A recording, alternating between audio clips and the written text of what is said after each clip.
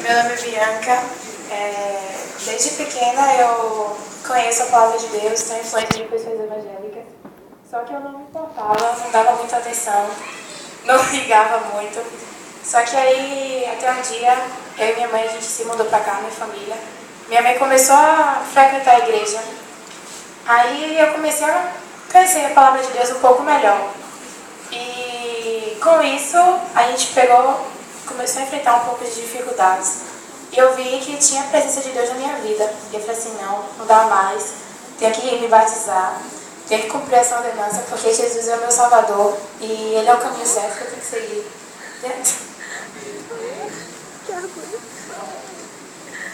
Bom dia, irmão.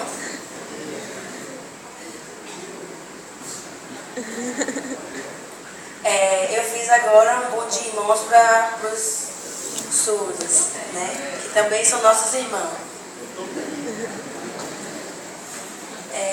O senhor me permite orar? Porque a gente está um pouco nervoso. É rápido. Paizinho amado, Senhor Deus, eu peço ao Senhor, meu Pai, que acalme os nossos corações e falemos somente o que o Senhor quiser que as pessoas saibam hoje, meu Pai. Que sejamos boca do Senhor hoje, Senhor, e que tudo ocorra como o Senhor quer. Em nome do Senhor Jesus, meu Pai, amém. Bom, eu conheço a igreja desde que eu nasci, desde os 2 anos. A maioria das pessoas que estão aqui me conhecem. Eu sou neta de Carminha, sobrinha de Urbano, filha de Roseli, enfim. Pulava os bancos aqui, frequentava o curso de oração de quarta-feira, orava aqui na frente, era assim. Na adolescência, eu me desviei, né? Tive que assumir uma segunda personalidade para poder estar no meio de pessoas que não eram para mim, né? Então, ao invés de ser meiga, carinhosa e fofa, eu era briguenta, insuportável, gostava de bater de frente com as pessoas, e não é esse o caminho correto, não é o caminho que a gente consegue alcançar as outras pessoas.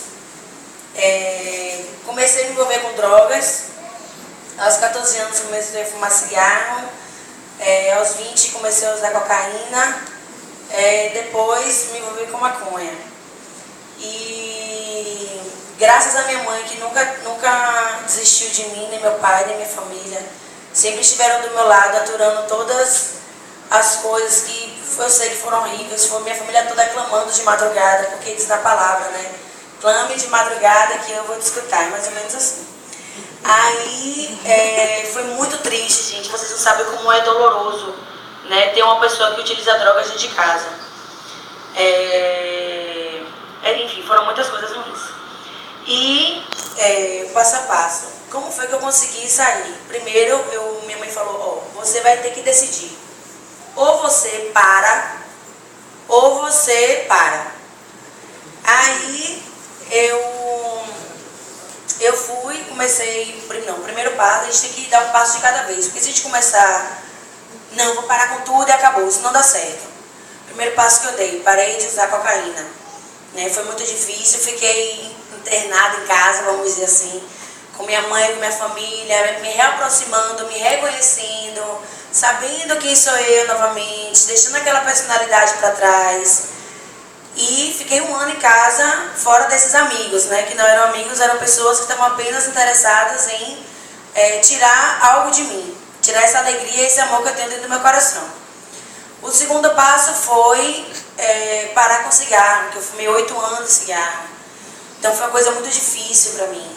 Então eu comecei a usar mais a maconha, porque entre o cigarro e a maconha, para mim era pior o cigarro, porque era um vício muito maior para mim. Então usei maconha por uns 4 meses e consegui parar o cigarro, com a graça de Deus. Depois eu consegui dar outro passo, que foi parar com a maconha em nome de Jesus. O Senhor me ajudou, tirou isso do meu coração. E eu não quero nada na minha vida sem ser servir Jesus agora. Quando eu estava fumando maconha ainda, eu vi que eu fumava e lia a Bíblia, né? Porque eu ficava mais calma, mais serena, não ficava tão agitada. Aí comecei a ler a Bíblia e conhecer a palavra de Deus, porque eu acho que religião não salva ninguém. O que salva a gente é o conhecimento da palavra e entregar a nossa vida a Cristo. E aí eu cheguei para a pastor Marcelino, que me ajudou bastante, e eu falei para ele, eu ainda fumo maconha. Aí ele, não tem problema, venha do jeito que você está, quem faz a obra é Deus. Eu, tá, tudo bem. Aí assim foi. O último aqui. Como conseguir me libertar? Meu tio Urbano Matos, ele falou com o André Barros, que ele tem uma igreja no lar, ele abriu uma igreja no lar, e falou com ele que tivesse adolescentes para poder estar comigo, né? Porque eu não tinha amigos, eu não tinha ninguém para contar. A única pessoa que eu podia contar era minha mãe, e minha avó, e meu pai, mas ninguém. Então eu precisava de amigos. Aí ele falou com Ellen para ela se aproximar de mim, e eu comecei a frequentar a IL, Igreja no Lar, só que eu vi que não era uma igreja que era para mim, porque era muito conservadora, muito restrita. E eu acho que nossa relação é com Deus, não é com a igreja. É com a igreja também, mas é mais com Deus, né? Aí o nosso relacionamento com a igreja é mais de família. Aí eu vim para a Igreja Batista da Graça, primeiro porque eu cresci aqui, e segundo por causa desse motivo, porque eu me sinto à vontade aqui é minha casa, minha família, são meus irmãos. Então é onde eu me sinto à vontade, é a minha casa. E pronto, batismo, eu vou me batizar porque eu aceito Jesus como Senhor, meu Salvador. E rapidinho, eu queria só ler Lucas 14.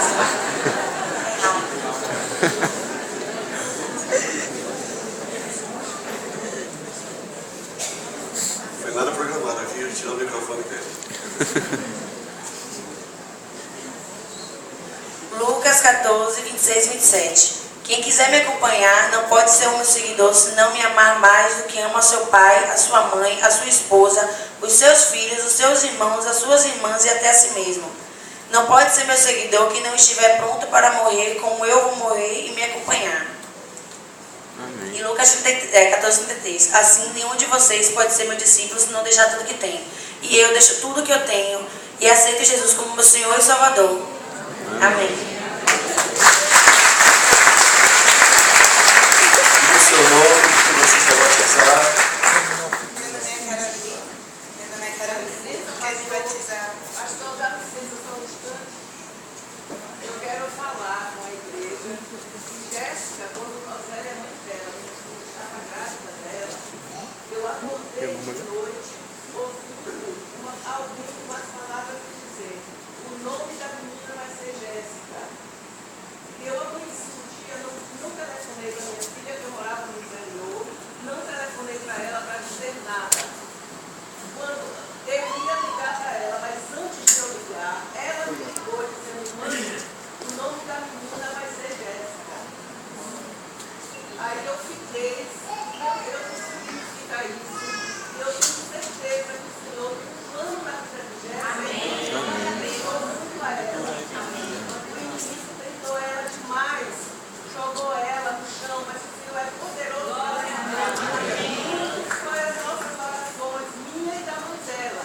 De madrugada, a mãe dela me disse: mãe, de madrugada eu me levanto para orar. Eu clamo ao Senhor de madrugada pela vida de Jéssica.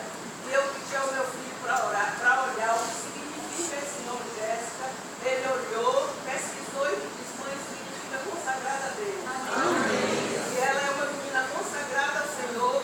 E eu tenho certeza que o Senhor tem um plano na vida dela. E o inimigo queria destruir, mas ele está jogado por terra. Amém.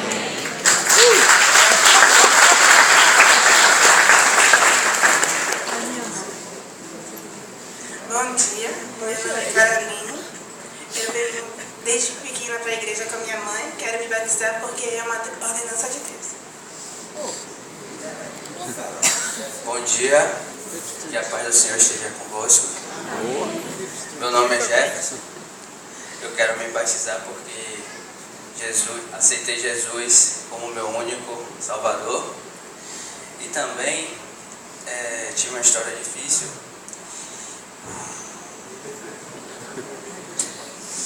Desculpa, estou nervoso. Que conheci Jéssica. E ela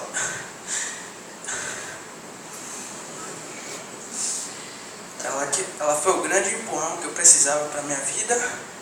Ela estava buscando muito a Deus e eu precisava desse empurrão. A gente passou um final de semana fumando maconha. Ela recebeu um convite para ir na IL e eu não estava muito afim de ir. E ela me botou na saia justa. Ou você me aceita com Jesus, ou a gente termina. E eu não tive outra opção.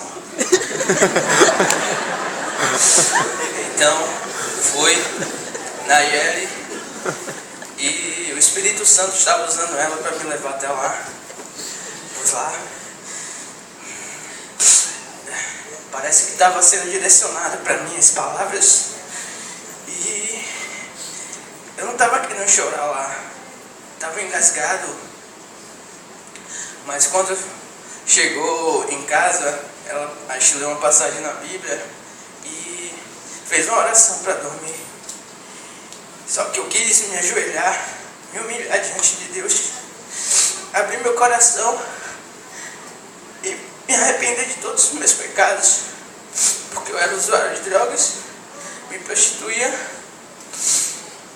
e eu queria uma mudança na minha vida.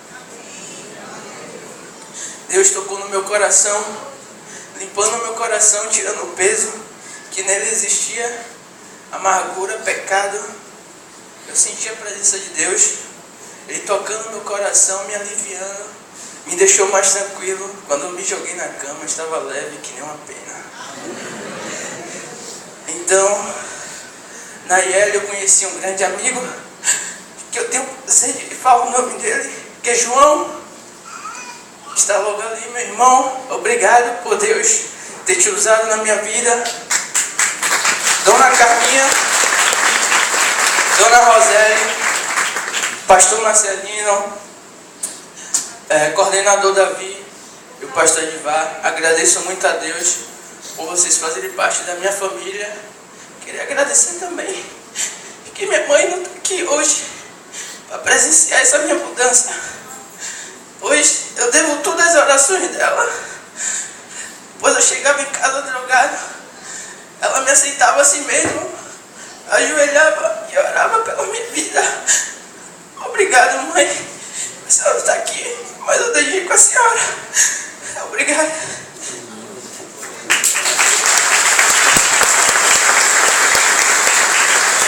Que Deus abençoe, né? O que o Evangelho faz na vida da pessoa. Nós, às vezes, nos acostumamos na vida, na nossa caminhada como igreja, mas Deus continua agindo, continua operando e mudando.